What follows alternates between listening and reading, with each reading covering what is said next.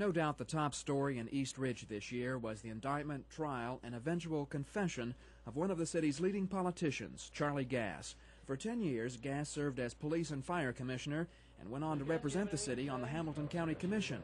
On March 15th of this year, a federal grand jury indicted Commissioner Gass, largely from the testimony of Bill Mabry, Jr. Mabry, a local developer, wanted to rezone this Germantown Circle property to build an apartment complex.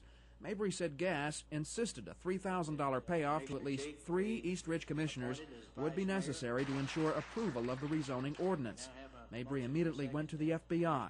But when a federal court jury heard Mabry's story in May, they weren't entirely convinced. After 11 hours of deliberations, they could not reach a verdict, and Judge Al Edgar ruled a mistrial. In a surprise move, though, only 15 days later, Gass pleaded guilty to 1 count of extortion.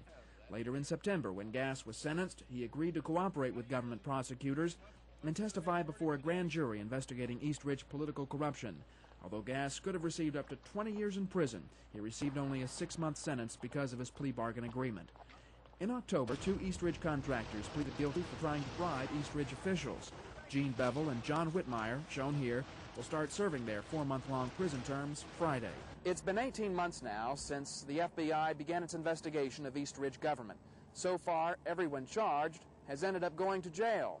But U.S. attorneys say their investigation is by no means over. Assistant U.S. Attorney John McCoon, the prosecutor who's handled all these cases, says because of testimony from the 2 East Ridge contractors, he now has a winnable case against this man, former East Ridge Fire and Police Commissioner Bill Haisten. If a grand jury believes the government's case against Haisten, he could become the next East Ridge politician to face extortion charges. Stephen Roof, News Center 12.